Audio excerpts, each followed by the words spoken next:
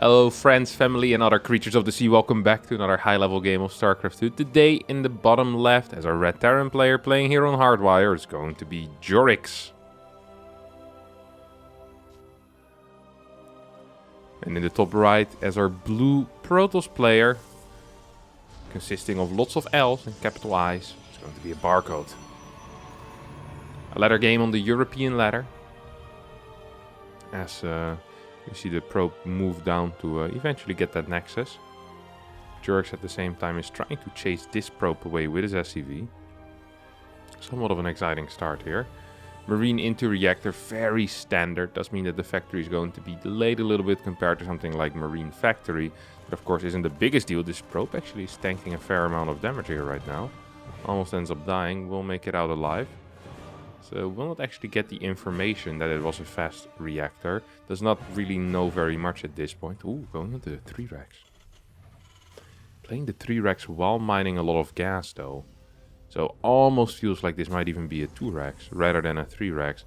It is very uncommon to have 3 workers in gas while playing a triple racks opener, because you're already lacking the money. But this is going to be 3 racks. Okay, very interesting. Very, very interesting stuff. Kind of curious to see what he's going to be doing with all of this gas that he will have. So you see the SCV move down probably to start building a bunker here. Yep, there we go. Bunker will be built very far forward as well. Means that in case it's some type of immortal all-in, which it isn't, or even a blink all-in, pulling the SCVs can be quite tricky. So I prefer getting it a little bit further in the back, but then again, you know, I'm a little bit slow. So my SCVs, you know, if I need to pull them to the bunker, they're always going to be too late, so I'd rather have them closer to the SCVs in that case.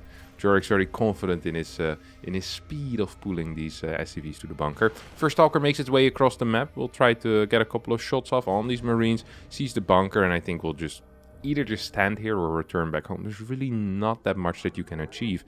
I'm surprised that the second Stalker is coming across the map as well at this point. It seems pretty clear to me that neither of these 2 Stalkers will be capable of achieving very much here. And especially because you don't know whether it's a factory or a barracks, like a multiple barracks opener. I feel like there's a little bit of risk involved here. There really is a little bit of risk involved. Imagine 2 Hellions running by. You only have 1 unit at home to defend that. Might be tricky. To be fair, running 2 Hellions by isn't that common. But even a single Hellion running by could be annoying. These Stalkers will end up going back home. I don't mind if a single Stalker stays though, in case your opponent does decide to move out with some type of Marine push. Even if it's a Marine Factory push, it's nice to get a warning of that rather early. There's no scouting here whatsoever, the robotics facility is rather late. We have a lot of chrono into this Twilight Council, so Blink is going to finish relatively soon. The problem with having Blink soon is that if you're playing against a 3 racks and you have Blink, but your Stalkers are at home, there's really no point. Like, you're not going to get any major value out of the Blink here. You can save a Stalker while you're fighting in front of your battery, but the main thing is that if you're on the map against a 3 racks build, you can kite that to death. By the time that this push arrives to your base, 8, 9 Marines will have been shaved off, and there's no way that Terran can still have a good engagement whatsoever. So these Stalkers not... Ooh, okay, they're going to be moving out on the map right now. That's actually very good. Without any information, though, I'm so surprised by this PROTOSS player's moves. Just seems to figure out what the correct move is here. Let's get a little bit of damage from one of these Marauders. I think Djorx almost should just stay on top of this ramp and not actually go. It's going to end up losing another Marine. That's the second Marine. That's a third Marine right here. Stim needs to be triggered pretty soon if you want to be capable of fighting this army. Stalkers are going to be running back. Perhaps the 3rd base can be cancelled here. That would be nice. But at what cost? There is still a very fast Robo Bay as well. Ooh. Barcode Man is forced to cancel that base. Might actually be capable of shaving off a couple more units though. Would love if he gets this Marauder. Oh, he's staying for very long. That's a good stim right there. 2 Stalkers go down immediately. Or was that 3? 3 Stalkers go down against 7 Marines and 1 Marauder. Honestly, not the worst trade for Terran. Especially considering the fact that he also managed to cancel that 3rd base. Does feel like there wasn't a lot of commitment to that 3rd. If you have such a fast robotics facility, such quick Colossi production, it always kind of feels like it's fine. Well, another Stalker gets taken out. I think there was a Stalker for a Marauder trade. Stalkers do need to be pretty careful here. So does this bio army, though. You don't want to be caught out. I almost wouldn't mind another stim just to get back home, but maybe he's just going to be fine over here. Command center's on the way, as well as barracks 4 and 5. Starport is relatively late, but also something I can live with. +1 finished up already, and armor is on the way behind this. First Colossi is out on the side of the Protoss player. The worker count relatively even means that this is a good situation for the Terran. The only thing we're really lacking out of the Terran right now is perhaps the Marauder count is a little low. Only on 6. I guess it is because he lost 1 or 2 Marauders. 3 Marauders have gone down. 5 Marauders, so should have been 8. So this actually makes a lot of sense. The unit production has been solid. 3rd CC is on the way. Could even be considering throwing down a fast Ghost Academy with this to really go for a quick push. After you get like your first 4 medevacs or so, you can add 2 to 4 Vikings and start pushing out with some Ghosts. Instead we have tank production. Now tank production might be slowing down the game here a considerable amount, and I don't think that is something that the Terran actually wants in this case. I'm a little bit surprised by that. This is a situation in which the Terran is quite far ahead. We'll have map control for at least a little while. At least I can only imagine that there's going to be Terran map control for a little while. Tanks will not really contribute too much to the map control calls here. I mean, they're great defensively if you're actually being attacked by a Protoss army, but tanks aren't even necessarily that good against run-bys. Tanks aren't that good aggressively either against an army like this where Thermal Lance is already out. Unless you're going for like a 4 or 5 tank push, but that doesn't seem to really be the case. First blink forward, we'll take out this medevac. This army moves into a position, battery gets activated, but also gets taken down immediately. There's just not enough healing here, and the bio army is actually relatively large right now. We have a couple of good blinks coming out of the Protoss player. This was a failed attack here out of Djorx. Not only... Oh, no, this is a very failed attack right now out of Djorx. I was gonna say, not only does he lose 1 of his medevacs, but he also overstims his entire army. And kind of gets pushed back here even. Now this tank might actually come in handy, but I don't think that should have been the case. This type of scenario, it's often best to just leave your army kind of on the far right side, so you can keep the map control, and then once the second part of your army arrives with medevac 3 and 4, that's when you can truly start dealing some damage. Right now though, supply is pretty equal. 4th base already on the way. This is a 4 gas build here, coming out of the barcode Protoss. 2nd robotics facility on the way, and more gateways being added, wanting to go up to 8. There is a single forge, and I think +1 has even been finished already for Protoss. Going up to 5 Colossi as well. This is a very odd strategy that I honestly haven't seen in a while. Usually 3, every now and then we see 4 Colossi, but 5 is extremely rare. Colossi just don't scale that well into a late game, especially once a couple of Vikings start being pumped out. But even against just a ground army with Ghost, you have 2-2 upgrades, some very defensive turrets. I'm sure that the Prism heard this guy in the past. Probably in the game before this one, a Prism flew in towards the natural, because getting 2 turrets here is something I don't see every single day. Command center's on the way, Viking production as well. I think I'd like seeing a couple of extra barracks being added here right now, going up to that 8 rack style. Yep, there we go. Beautiful stuff. Ghost Academy definitely is a must at this point. It really a must at this point. I don't think that is a choice anymore. The Ghosts are just so powerful against the Protoss army. 4 more turrets going down. We have a bunker over here with Marauders in it at the 3rd base. Also a bit of an odd play.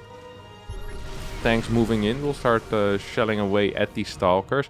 Now this is an army of the Protoss that is very vulnerable to tank shots, because this army will take more damage from the tanks because of the armor type.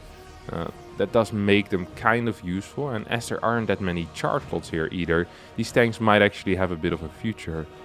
Problem just being, like I said, that, well, for now there's no Ghost available in this army, and at the same time the bio army isn't that huge that it can tank easily against high charge slot numbers. These zealots are going to take out the bunker. The Marauders do get taken out, but the rest of the army moves back and will be capable of cleaning this up. Bunker gets rebuilt immediately, probably the correct call. Wouldn't mind if there's Marines in there the next time though, rather than these Marauders.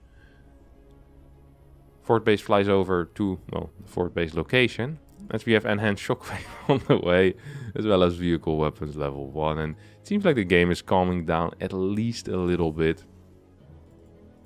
2 more gateways. No, actually, wow. Oh no, those are stargates. I was like, well, is it 4 gateways? No.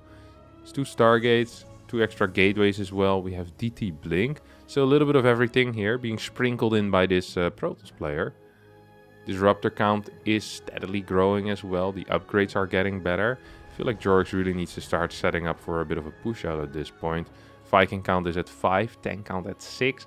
We have a single go so far, but with a couple more on the way, and hence Shockwave about to finish up as well. This actually is a very well timed out timing. Kind of syncing up with that 2-2 and the +1 on the vehicle weapons.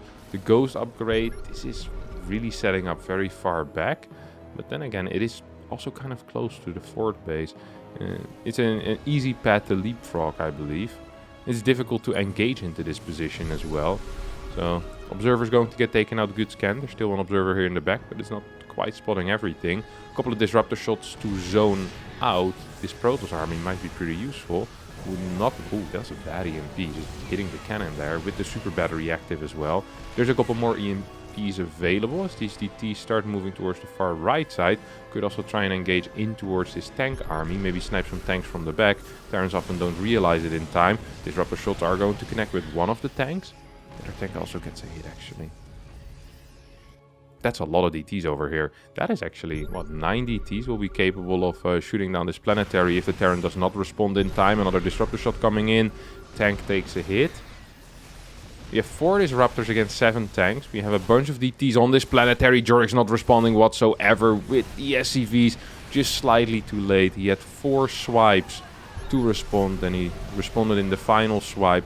Did end up killing 2-3 DTs. Actually, 3 DTs have gone down due to the planetary, and there's going to be a little bit of base trading, but not in the StarCraft sense of the word, where we're actually completely trading bases. But this is more one base for one base, so a different type of trade, and both players will end up losing one base. As we see, Djorx also losing a couple of building factories here. DTs blink in, turret finishes up though, and these bio will be capable of taking out some of these remaining DTs. Game relatively even, as we have Tempest being chronoed out at this point. +1 air weapons on the way as well. Ooh, I don't think you can actually collapse on top of this position. This is an army that is really, really poor in an instant direct engagement.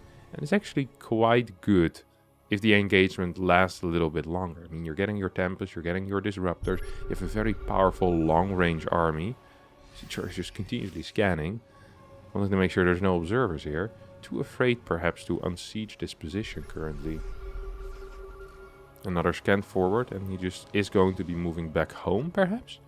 Is he aware of the base on the left? He is aware of the base on the left, so he's going to be taking that out instead. At the same time, we have a couple more DTs moving in. There's an army here on the right side trying to deal with the DTs. 9 tanks. This is a very odd style to watch. This very heavy tank style is something we don't really see very much anymore. Well, it's going to at least somewhat work out here. Got a couple of big shots off. Also ended up losing 2 tanks though to the disruptor shots. Tanks are going to unsiege and resiege over here most likely. We need a scan to deal with this DT. Scan is not happening right now. Here we go. 1, 2, 3, 4 DTs get popped instantly. This base is also going to get popped. At the same time, Zealot run by at the third base of Djorx. We have a Marauder Marine attack on the far right side, stimming forward. There's 3 cannons. There's 3 batteries as well. Left side base has been taken out. Vehicle weapons 2 is halfway done as well. The simulator will get blasted with a big blink forward. I do believe that this army is going to get cleaned up eventually. More zealots are still running in and actually taking out a decent chunk of this army. I think we saw a tank just go down there. This base has not been mining in a while either. This army completely gets pushed back, and now the PROTOSS player perhaps might be considering just moving forward altogether. We have 6 ghosts being built, being added into this already weird composition. This is almost like a hybrid style at this point, with how many mech units we're having, or how many just Viking, tank. It feels like the bio has more of a complementary role rather than the other way around. This is a very, very odd little army. You'd reckon it'd be good defensively if you have this many tanks, but it's being used as a very aggressive type of army, even in the defensive situations. It's like kind of zoning out this army so that he can start attacking again. It's kind of weird to see.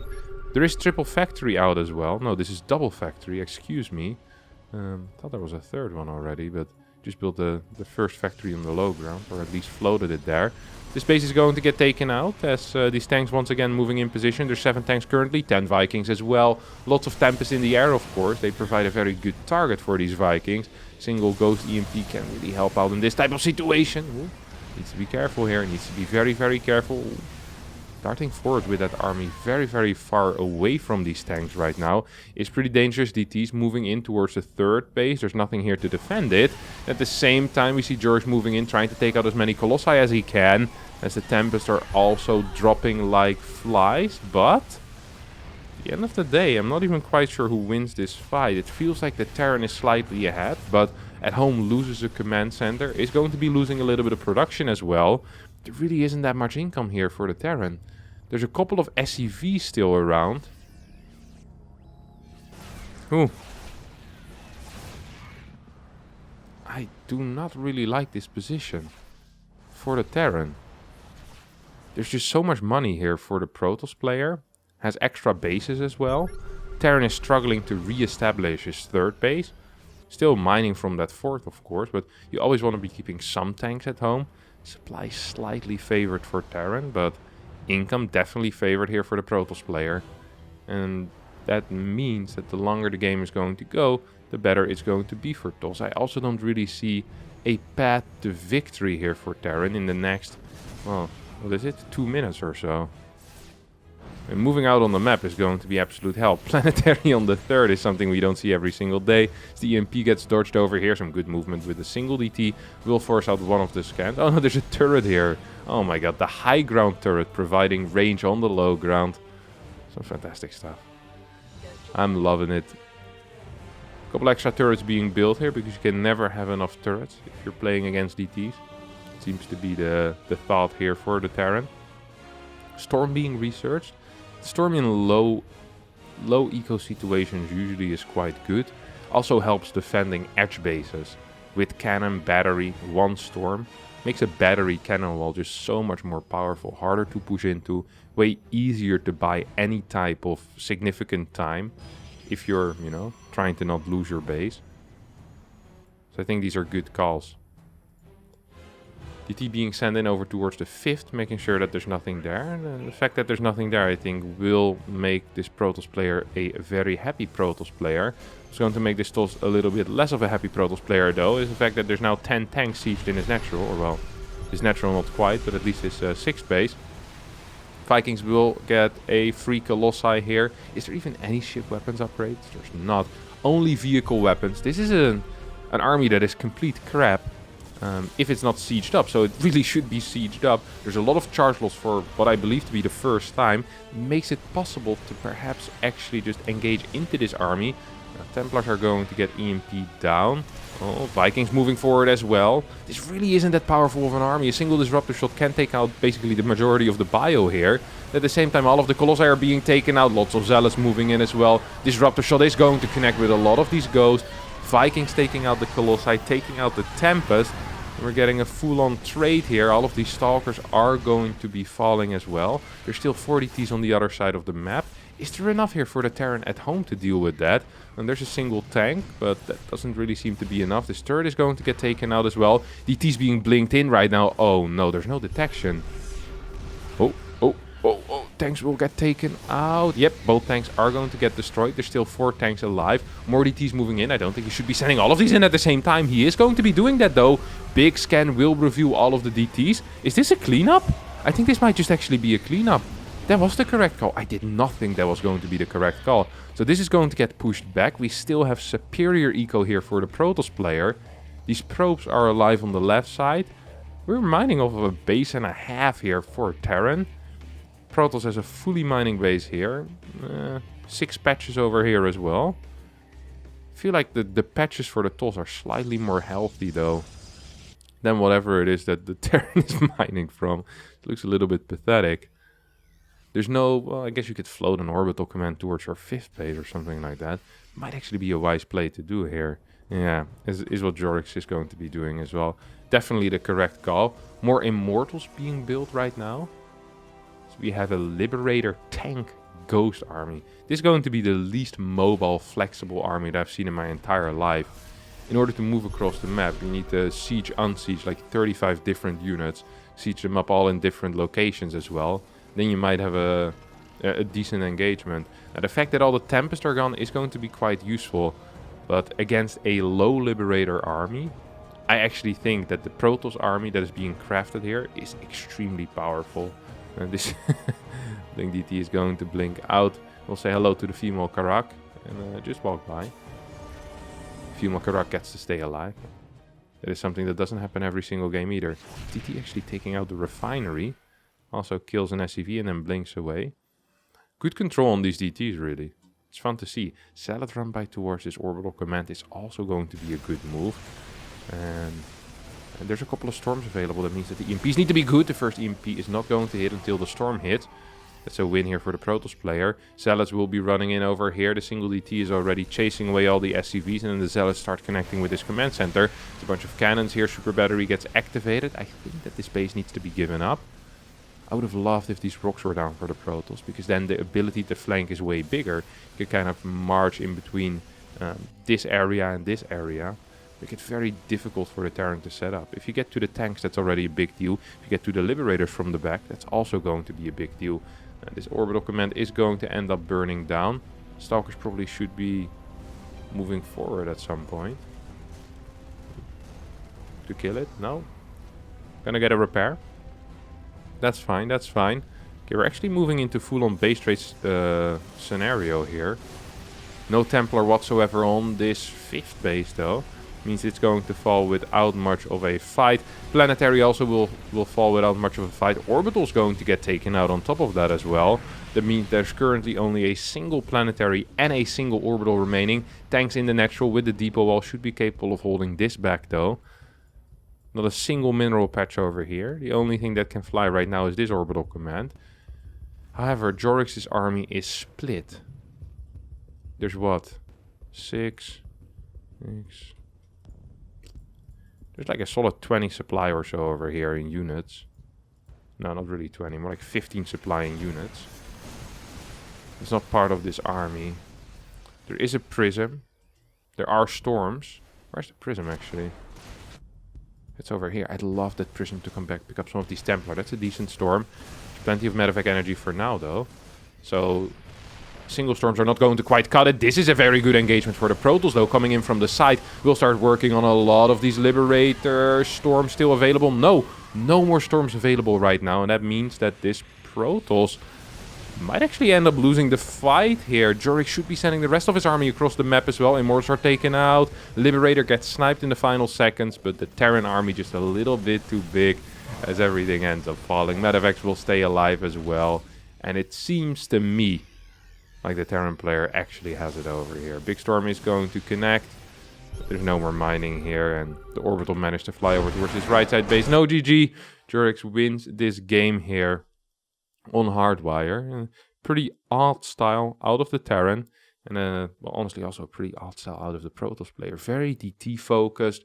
And just this big Tempest Stalker Disruptor army that didn't really end up working out too much for him.